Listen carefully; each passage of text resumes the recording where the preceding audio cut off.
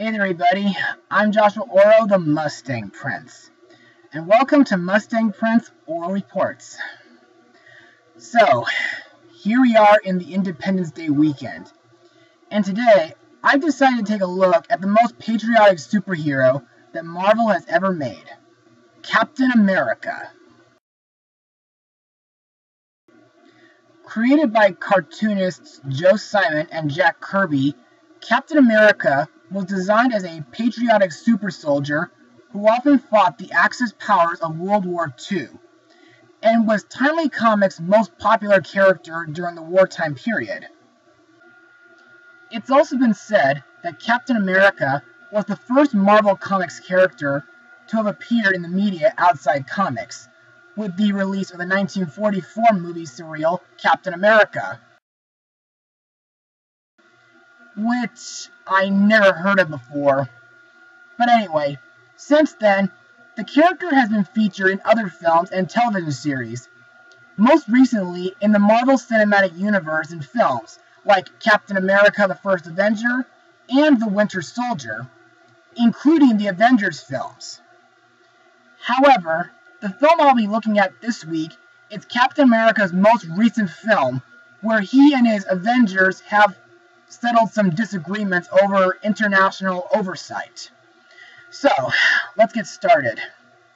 Released on May 6, 2016, the movie is Captain America 3: Civil War.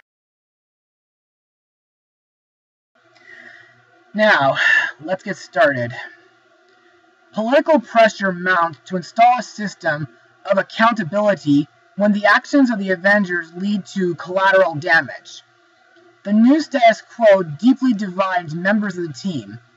Captain America believes superheroes should remain free to defend humanity without government interference. Iron Man sharply disagrees and supports oversight.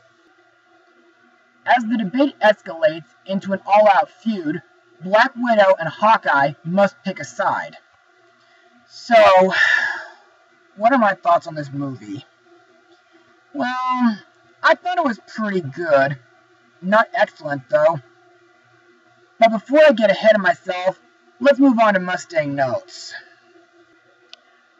Development of Civil War began in late 2013 when Marcus and McFeely began writing the screenplay, which borrows concept from the 2006 comic book storyline Civil War, while also focusing on story and character elements from the previous Captain America films to conclude the trilogy.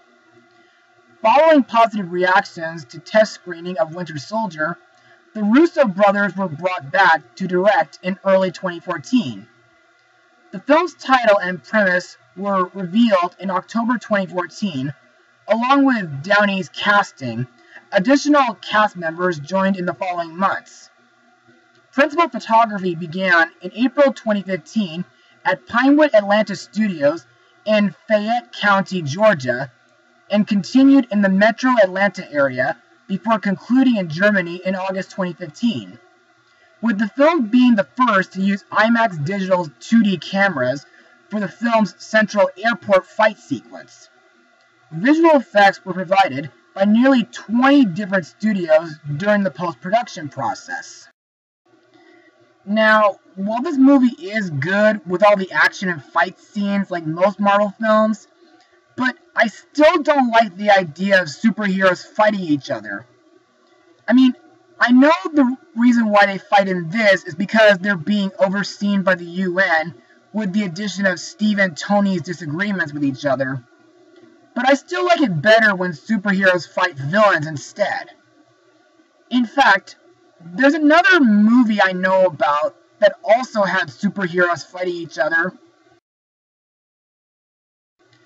But I'll get to that later this month. Anyway, let's move on to the cast of this movie. Our title character, Steve Rogers, aka Captain America, is played by Chris Evans, whom I talked about in my TMNT blog, and played the Human Torch in the Fantastic Four films. Steve is the leader of the Avengers and a World War II veteran who is enhanced to the peak of human physicality and frozen in suspended animation before waking up in the modern world. Director Anthony Russo described Captain America's character in the film as taking him from the most rah-rah company man to someone who is a somewhat willing propagandist to an insurgent at the end of the film. Unlike the comic Civil War, the film was never going to kill Rogers, as the director thought that was an easy ending.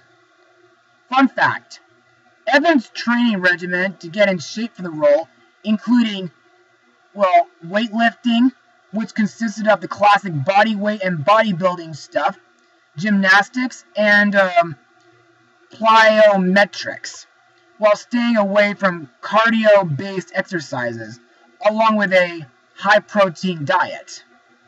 His costume in the film received subtle changes to all the details and cut as well as its color, becoming a combination of the stealth suit from Winter Soldier and the Avengers Age of Ultron suit.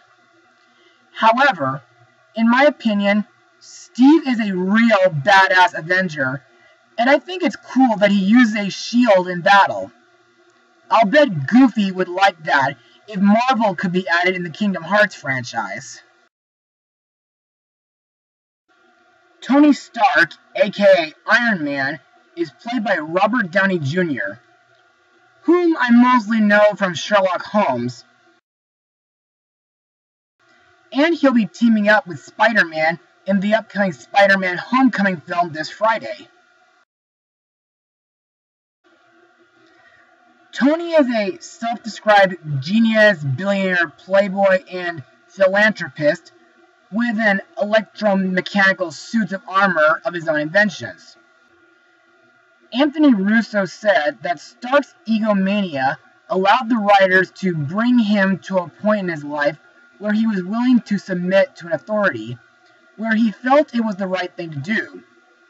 Joe Russo added that because of his visions Stark saw in Age of Ultron, he now has a guilt complex which drives him to make very specific decisions, calling his emotional arc very complicated. Eric Orro stated that the trick to putting Rogers against Stark is to show Iron Man using the minimum force necessary to win the fight. Marvel initially wanted Downey's part to be smaller, but he wanted Stark to have a more substantial role in the film's plot. But in my opinion, Tony is a great inventor, and his armor is really cool. Next is Natasha Romanoff, aka Black Widow, played by Scarlett Johansson, whom I talked about in my blogs of Lucy,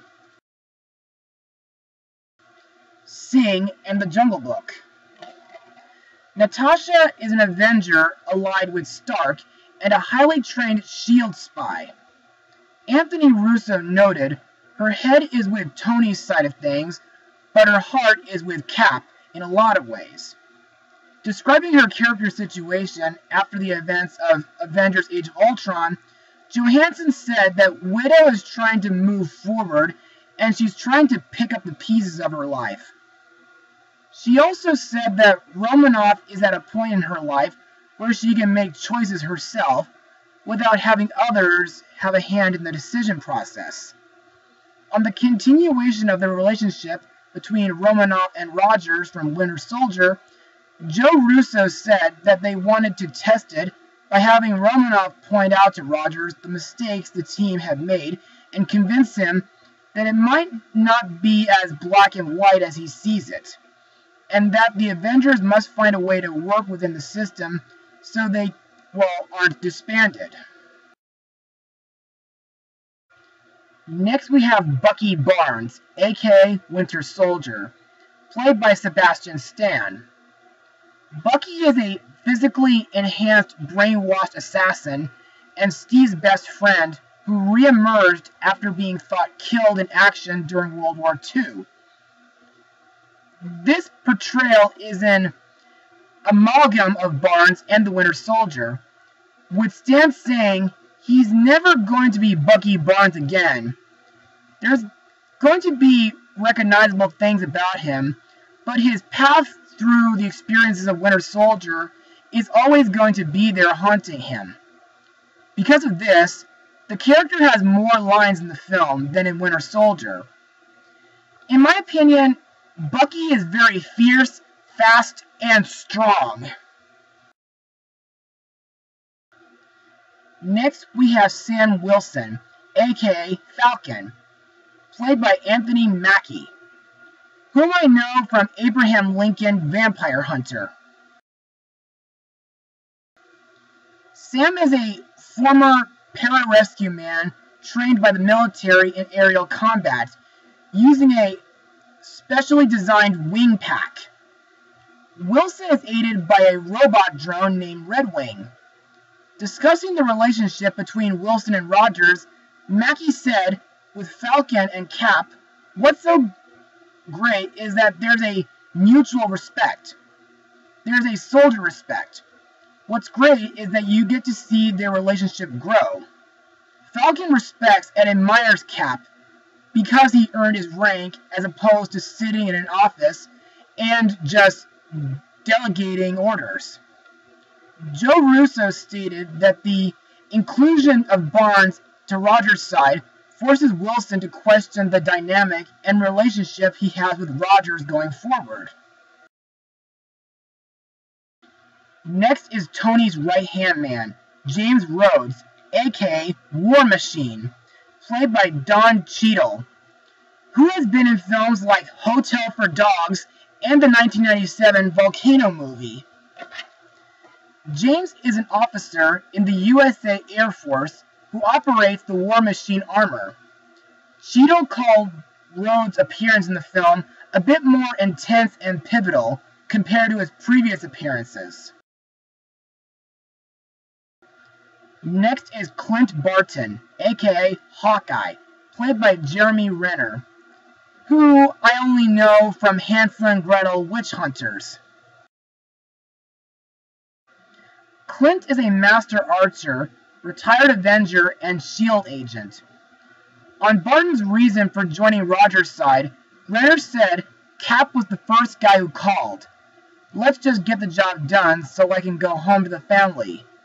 Along with feeling an obligation to side with Scarlet Witch, since her brother Quicksilver sacrificed himself to save Barton in Avengers Age of Ultron. Other superheroes in the film include Chadwick Boseman as T'Challa, aka Black Panther, who's going to have his own movie next year, including Paul Bettany as Vision, Elizabeth Olsen as Wanda Maximoff, aka Scarlet Witch, Paul Rudd as Scott Lang, aka Ant-Man, whose movie I talked about 2 years ago, and will be getting a sequel next year called Ant-Man and the Wasp. Even Peter Parker, aka Spider-Man, appears in this movie, played by Tom Holland. And now, let's move on to my final words.